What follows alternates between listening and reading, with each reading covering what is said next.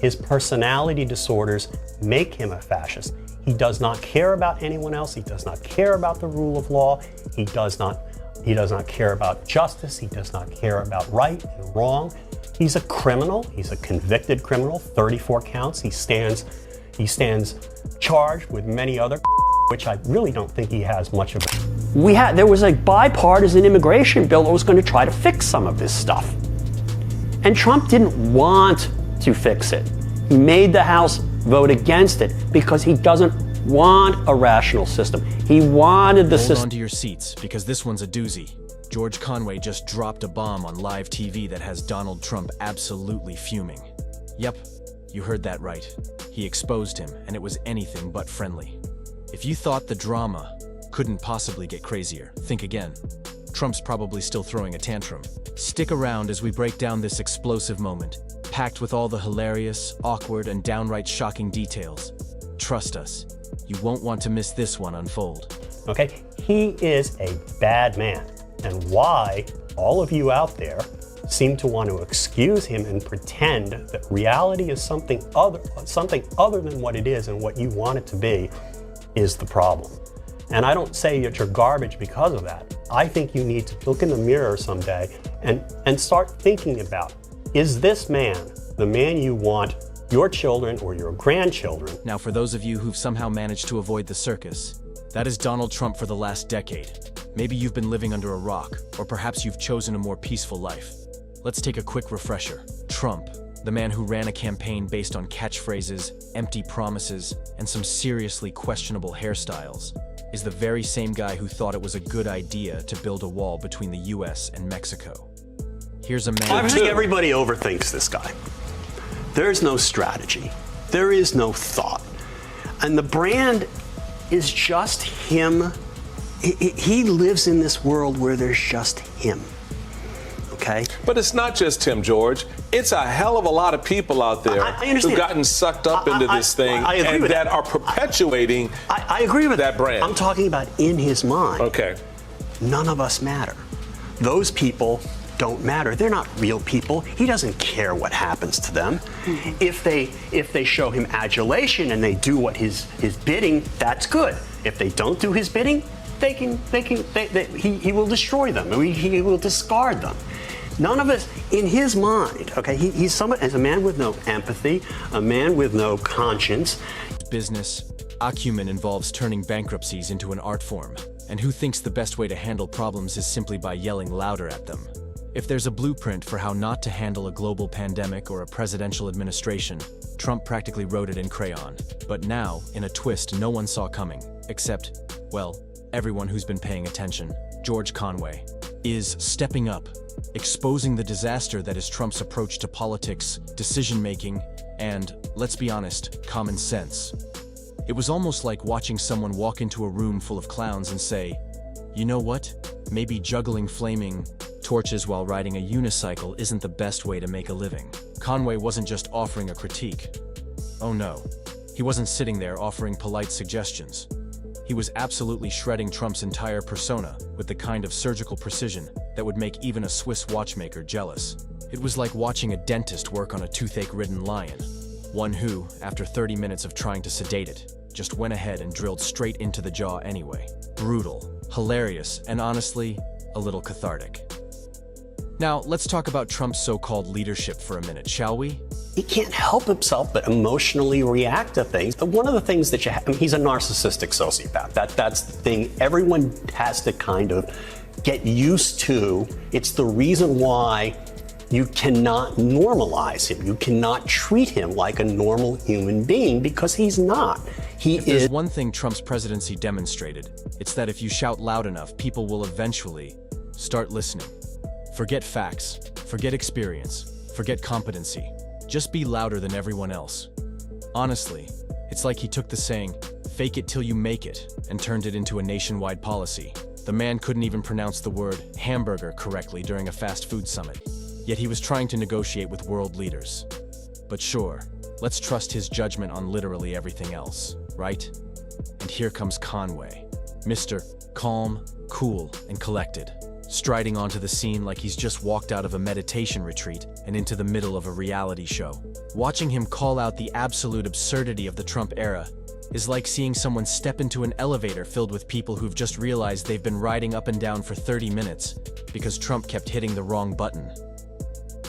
You know that kind of vibe, where everyone's too polite to speak up until they finally snap. And then someone like Conway is there to calmly address the situation. Even at his mental best, at his most acute mental state, he's bad guy. He's basically represents all that is evil, you know, as reflected in psychiatric situation like it's no big deal. He's not sweating it. He's not panicking. He's just like, oh yeah, the country's been stuck in a loop of nonsense, and here's why it's all completely, utterly ridiculous. Conway's got that look in his eye. Half, I'm too old for this, and half, I've seen it all. And frankly, this is just embarrassing. It's almost like he's explaining why your coffee tastes burnt, rather than diving into the moral and intellectual collapse of an entire American political system. His delivery is smooth, detached, almost like he's giving a TED talk on how to remain unfazed when the world around you is on fire. But the coffee is still hot. He might as well be sitting in a recliner, sipping iced tea. 1980 to 2018, okay? I don't want to see a Republican Party led by a fascist, but he is a fascist. He cannot help but be a fascist. His personality disorders make him a fascist. He does not care about anyone else. He does not care about the rule of law. And casually dropping truth bombs about how completely wild and reckless Trump's actions were, like he's explaining why the printer won't work. But don't let the calm exterior fool you. Behind those glasses and that smooth, calculated tone, Conway knows exactly how insane it is. He's been in the political ring long enough to understand the chaos he's talking about. And instead of getting all worked up like the rest of us, he just lets the absurdity speak for itself.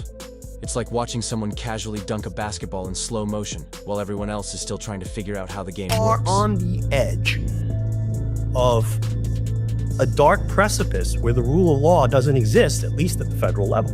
I mean, we're talking about psychopaths here. We're talking about sociopaths here. We're talking about people with no morals, no conscience, no But nothing. here's the thing. Trump, bless his heart, doesn't handle criticism well. I mean, when has he ever? This is the same guy who probably sends out angry tweets when his golf scorecard isn't up to par. Seriously, do you think he's the type to let a bad round of golf slide? Nah.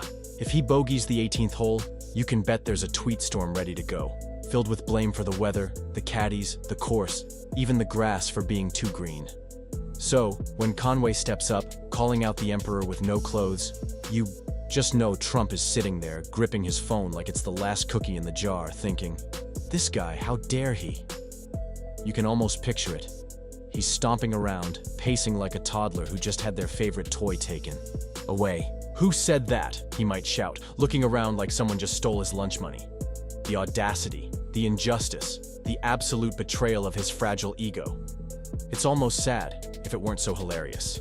Imagine being a grown adult who can't handle a little criticism without crumbling into a pile of thin-skinned rage. Conway's out here playing chess, while Trump's getting schooled in checkers by his own reflection. If this were a reality show, Trump would be the guy who gets kicked off first for refusing to play by the rules, too busy combing his hair and staring into a mirror to... Psychopathocracy. Yeah, rolls off the tongue. I can see how this could be really catch fire. Basically what it is if you take all the characteristics that I was talking about last year, about psychopaths, malignant narcissists, narcissistic sociopaths, whatever phrase you want to use to describe them, because all of those phrases are like overlapping circles in a Venn diagram. You have a government that is psychopathic because it is being run by psychopaths for psychopathic ends. And psychopaths seek destruction. This is what they are seeking. And realize everyone else is already on the second challenge. This is a man who made decisions based on whatever was most entertaining at the time, like a kid in a candy store, but with the power of the free world. How could anyone take him seriously? It's like having a reality TV star show up and tell you they're the expert on, well, anything, really.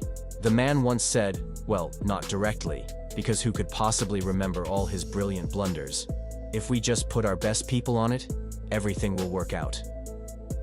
Oh, sure. Right. Because when I think best people, I immediately picture the ones most likely to create an international incident before lunchtime. Classic. Put your best people. And then I just started having this queasy feeling like I don't really want to work in this administration, because I was just watching the shit show that was going on with the Russia thing, and with the firing of Comey, and the guy. It's just like the administration shut on the job, and what do you get? A national crisis within 48 hours. It's like asking a guy who's never played an instrument to conduct an orchestra. What happens? Chaos, a broken saxophone, and a lot of people asking, why is there a drum solo in the middle of Beethoven's Fifth? The best people were so out of their depth, they probably thought a cabinet meeting was a place to hang their coats and drink coffee. Honestly, their leaks made the Titanic look like it was dry docked for the season. You couldn't make this stuff up if you tried. And let's be real, most of us wish this was all a joke. It's like hiring a guy to build your house, only to find out halfway through the process that he thought plumbing meant throwing the pipes out the window and roofing was just piling some old newspapers on top of your living room. He was the walking, talking embodiment of a DIY project gone horribly wrong, only on a global scale. And now we come to the ultimate kicker. George Conway, who's been watching all of this she has been inconsistent as people perceived her. She's been criticized. She's been, and during her first couple of years of VP, she didn't have necessarily her best moments during the 2020 primary campaign. Yeah. And somebody quoted in this Joan Waltz piece basically said, well, now, she realizes she has to just be who she is. Brat. And brat. Yes, brat. And that's, that kind of authenticity. And I'm saying that is an amazing contrast with J.D. Vance, just to illustrate it. There is an bold with a smugness that could only come from knowing, I told you so. He didn't need to make a huge fuss. He didn't need to scream or pull out a flip chart. From Trump's bizarre love affair with dictators to the countless scandals that followed him like a shadow, Trump provided an endless source of material for anyone willing to point out the obvious. The man's incompetence was truly astounding. Think about it. Trump somehow managed to alienate everyone, not just the people who were already mad at him, but even the ones who initially liked him. The ones who thought he was some kind of outsider hero? Well, let's just say that illusion melted away faster than a snowman in a heat wave. Trump's policies were like a third grader's school project. Half-baked ideas scribbled on the back of a napkin. And it is an attempt to destroy what they perceive to be as the enemy, which is the very government that they're charged with administering. And that's the only way to explain almost everything this administration has done, everything that Donald Trump has done since since before he was sworn in as president, when he nominated people like Robert F. Kennedy Jr. and Matt Gaetz and Tulsi Gabbard. Mm-hmm. This is an attempt, basically, Donald Trump wants to have revenge on the United States of America. Followed by a big, loud presentation, and then zero follow-through. It's like he was trying to play a game of chess, but was stuck on checkers. And somehow people still acted shocked when it all fell apart. It's like watching someone set off fireworks inside a paper bag and being surprised when the bag catches fire. So when Conway stepped into the spotlight and called Trump out, it wasn't some shocking revelation. It was more like an overdue correction. It wasn't a plot twist. It was just reality finally catching up with a man who'd spent most of his life running from it. In that moment, Conway wasn't just speaking for himself. He was speaking for everyone who'd watched this entire spectacle unfold and thought, yep, we saw this coming from a mile away. Trump might have charmed a few people, but the rest of us were just waiting for the curtain to fall. And the real danger of narcissistic sociopaths like this man, like coming into office, they create a permission structure for other people to be their worst selves. We all have choices every day on whether to do right or to do wrong. And thanks to George Conway's little TV moment, that curtain is finally starting to drop. Trump may not have gotten the hint then, but now? Well, let's just say the hint has been delivered, and it's loud, clear, and wrapped in sarcasm.